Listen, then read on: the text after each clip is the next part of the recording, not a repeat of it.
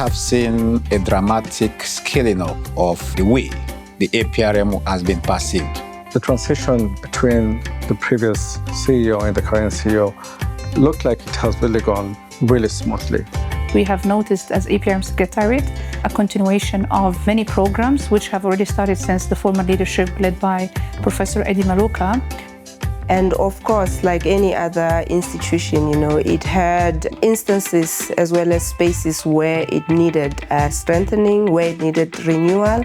And I think the kind of energy that she's brought in, more especially as the first ever woman chief executive officer of the organization. The fact in itself that we have a lady at the helm leading the APRM process is an achievement. It's a clear reflection of good governance, by the way. Elle est arrivée avec une vision claire, renforcer le rôle des structures nationales, améliorer le suivi des plans d'action et faire du MAP un acteur incontournable de la gouvernance sur notre continent. In terms of the Directorate of Operations, we have seen significant improvements in the operating effectiveness and efficiency of the APRM. We have seen the introduction of the 3Ps internal strategy of professionalism, probity, and performance, which has actually ensured strict compliance with financial rules, procurement processes, and adequate planning of program activities. Now, the challenge is when you inherit a success story, what do you do? So what we've done, we've evaluated the APRM. There was already an impact assessment report. And then we developed a strategic plan as to how then do we build on the strong foundation that had already existed.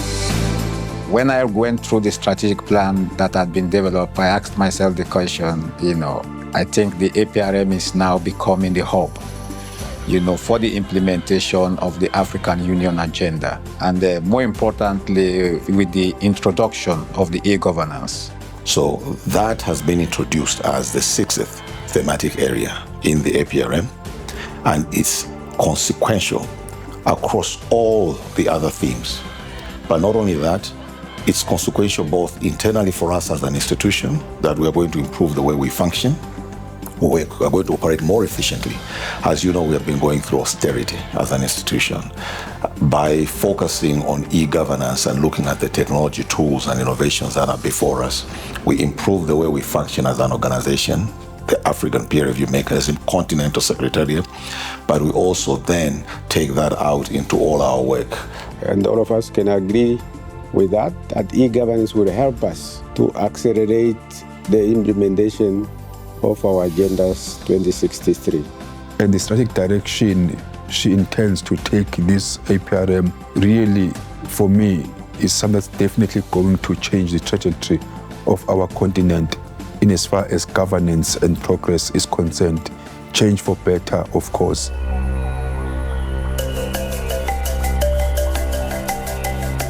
One thing that I can say for sure is that the new CEO, who is no longer new because she's 1 year old now, has done a great job in not just revitalizing the APRM Secretariat in terms of it's been effective with its mandate, but also brought in a new fresh breath in terms of how APRM is perceived. One thing I've noticed from the Continental Secretariat is the turnaround time for things to be done. In the past, as NGCs, one of our problems had been that things don't get done in time for us to also work within prospective member states. The visibility that we've given APRM and looking forward with her to continue that visibility, expanding APRM's work in the 6th region. This year on, many things have happened. The adoption of the African Credit Rating Agency. We are even now going to pilot the governance index. About 12 countries are in the first pilot, including Uganda. I have had the opportunity to interact with the African peer review mechanism while it was still under the leadership of its former CEO, Professor Maloka, and its current leadership under Ambassador Marie-Antoinette. One of the things that are worth highlighting is the visibility that the African peer review mechanism has had over the past 1 year. We've repositioned the APRM, and our focus now is tangible results and impact. And we're seeing quite a bit of results and impact in the way we engage with the member states, in the way we are strengthening the Continental Secretariat, in the way we are strengthening our presence across the continent. And this transition that we are seeing is very important because it is encouraging member states to become more inclusive.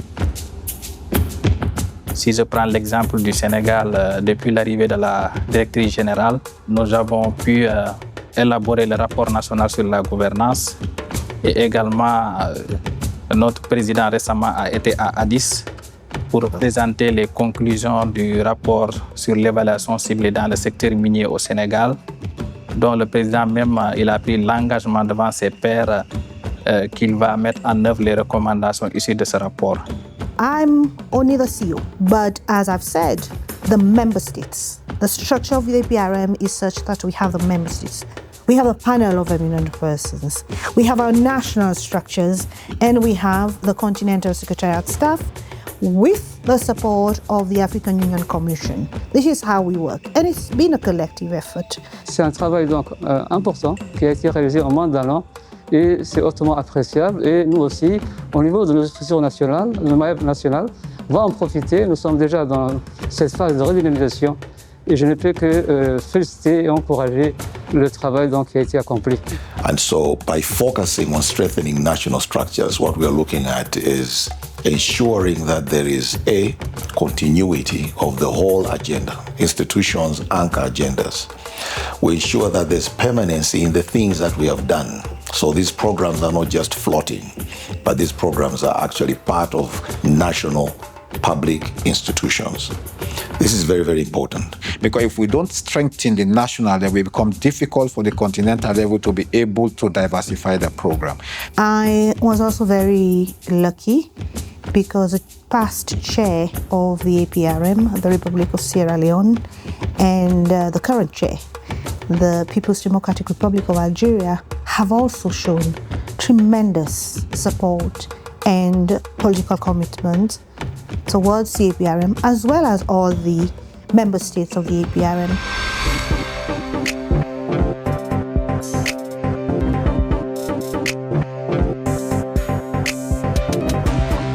We just concluded successfully the third high-level forum on South-South cooperation for sustainable development.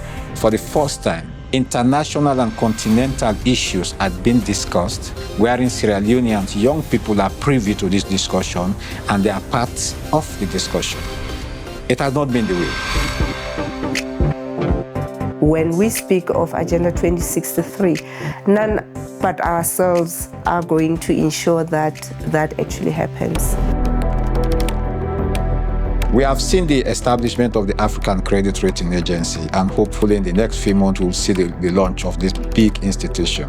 She has been able to organize a breakfast meeting at the margins of the African Union, where the Africa Credit Rating Agency was discussed and adopted by the heads of state.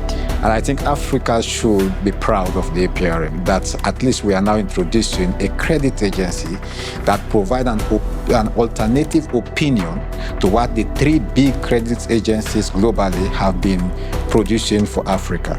And that's very critical.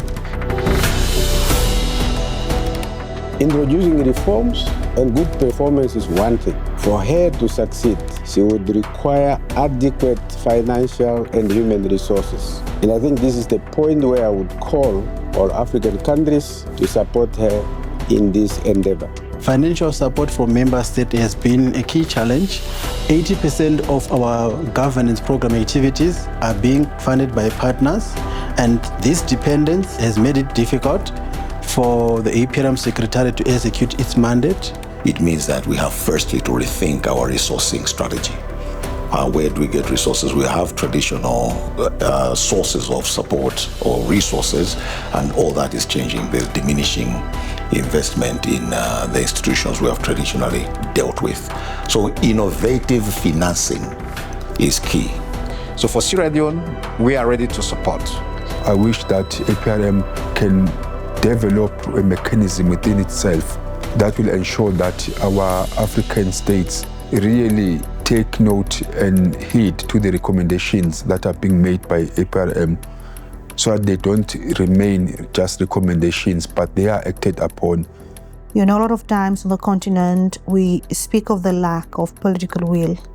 And I must say that coming from the member states, there's strong political will, there's commitment, there's advocacy, and there's support for the APRM.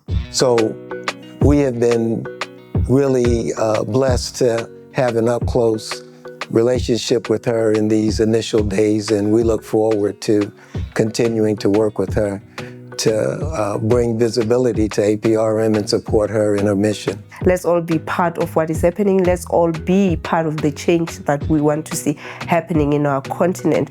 We have also seen a good vibe regarding the teamwork.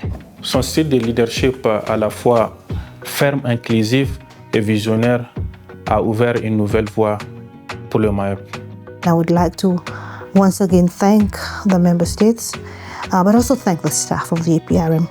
They've really responded very well to this new call to reposition the APRM and make sure that our mandate is much more focused on tangible results and impact. The APRM is like a family. So the APRM family really came together to make sure that collectively we become successful. We deliver on the mandate. And this is fundamental to the success of any organ. That unity, that collective responsibility, the political will, it's there, and the commitment to make things work.